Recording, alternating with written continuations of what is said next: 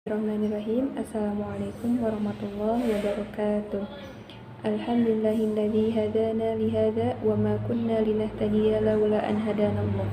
Asyhadu an la ilaha illallah wa asyhadu anna Muhammadan abduhu wa rasuluhu alladzi la nabiyya wa la rasula ba'da. Kepada yang terhormat Ibu Dr. Hajah Hilda Aini Syifa MAG dan yang terhormat Ibu Dr. Nenden Munawwaroh MPDI, dan tak lupa juga teman-teman yang saya banggakan.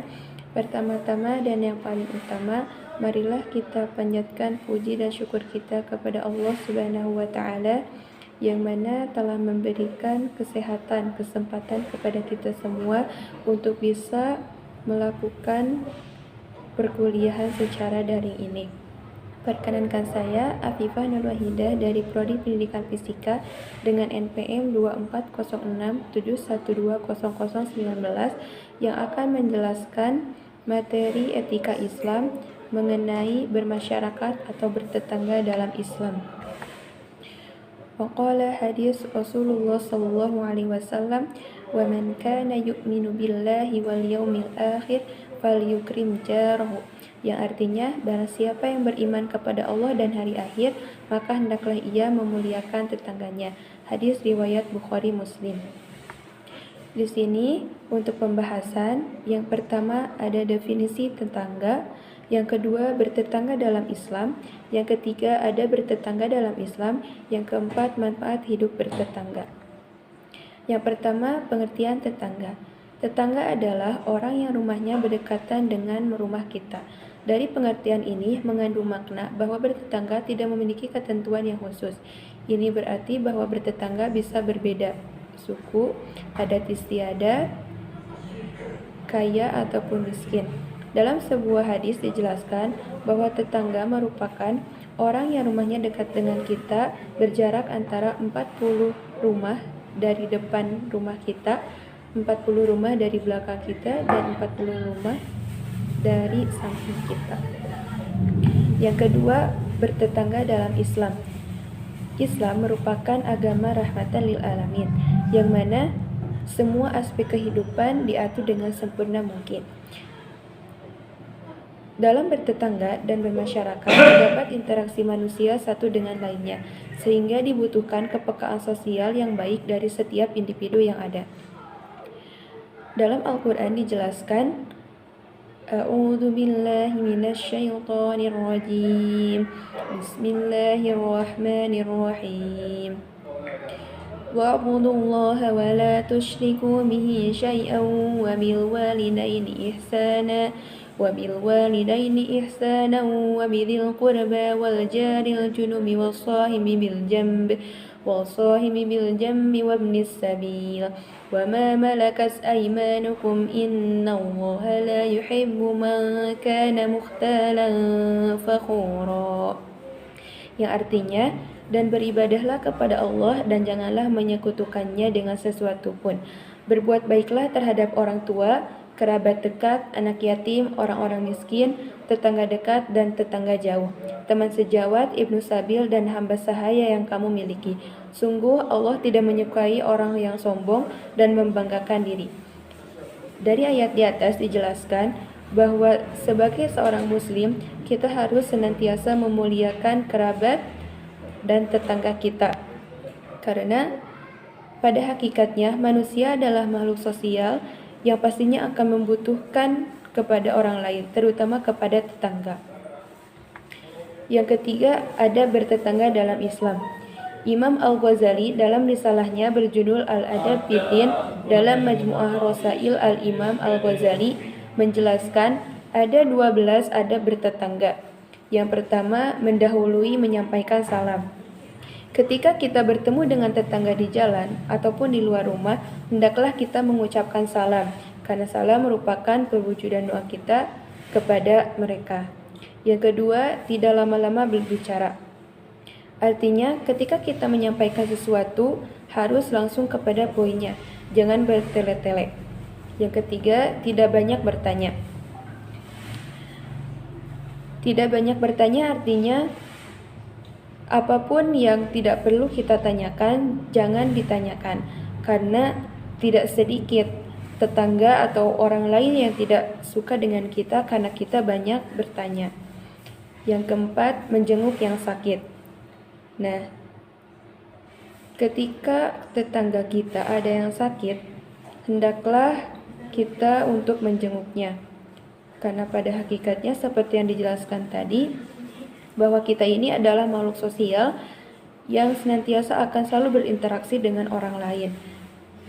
Begitupun dengan ketika tetangga kita sakit, hendaklah kita untuk menjenguknya.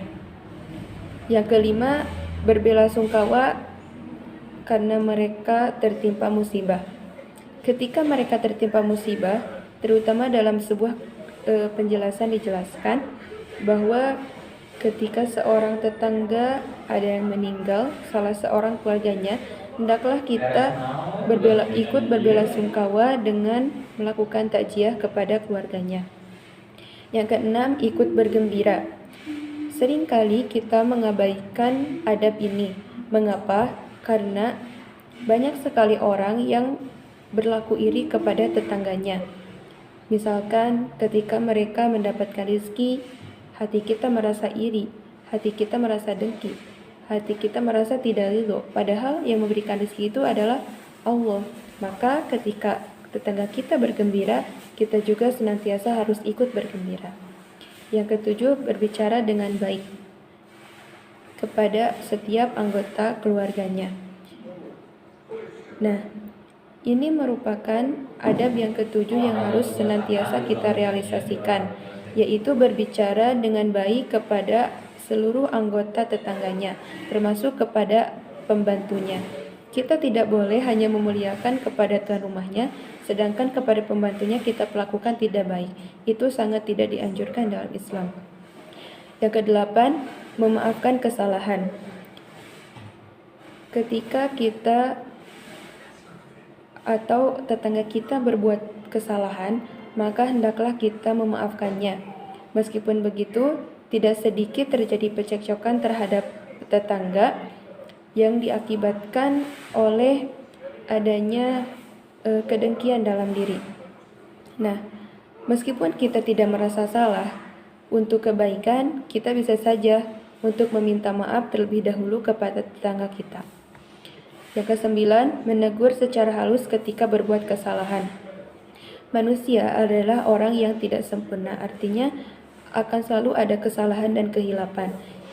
Dan sewajarnya kita sebagai kerabat atau tetangga dekat harus senantiasa mengingatkan apabila tetangga kita itu berbuat tidak baik. Yang kesepuluh, menundukkan mata dari memandang istrinya. Ini terutama dikhususkan untuk para laki-laki yang sudah menikah. Janganlah kalian melihat kepada wanita lain, yaitu tetangganya, tanpa ada izin dari istrinya. Itu kan tidak boleh. Yang ke-11, memberikan pertolongan ketika diperlukan. Nah, ini ya. Jadi kita itu harus senantiasa memberikan pertolongan ketika tetangga kita itu membutuhkan suatu bantuan.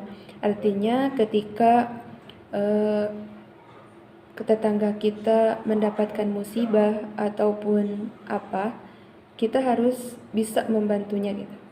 Yang ke-12, tidak terus-menerus memandang pembantunya. Ini tidak boleh ya.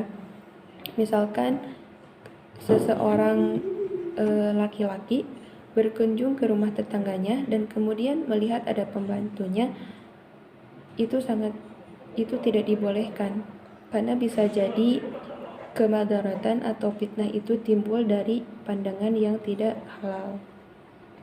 Mungkin itu adab-adab tentang bertetangga. Selanjutnya, manfaat hidup bertetangga atau bermasyarakat. Yang pertama, saling tolong-menolong. Yang kedua, hidup lebih tenang. Yang ketiga, lingkungan jadi lebih aman. Yang keempat, menghargai perbedaan. Yang kelima, saling mendukung. Yang keenam, gotong royong. Dan yang ketujuh, meningkatkan kesejahteraan. Nah, dari semua manfaat ini adalah merupakan bentuk realisasi dari adab-adab yang telah kita lakukan kepada tetangganya.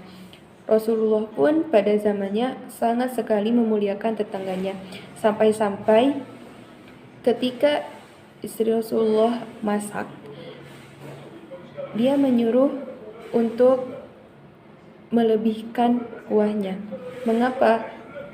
Untuk dibagikan kepada tetangganya. Dia khawatir kalau tetangganya itu tidak mendapatkan lauk untuk makan. Saking mulianya seorang tetangga, Rasulullah pun begitu memuliakannya, apalagi kita hidup dalam satu lingkungan dengan orang-orang di sekitar kita, harus senantiasa berbuat baik, tolong menolong.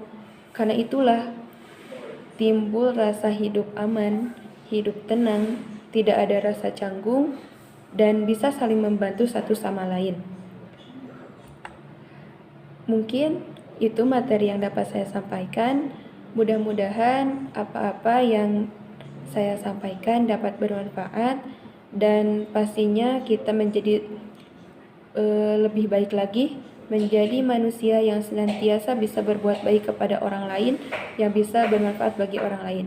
Karena dalam sebuah hadis dijelaskan, khairun nas anfa'uhum linnas. Sebaik-baik manusia adalah mereka yang memberikan manfaat kepada orang lain, terutama kepada tetangga terdekatnya. Billahi fisabilil haq. Wassalamualaikum warahmatullahi wabarakatuh.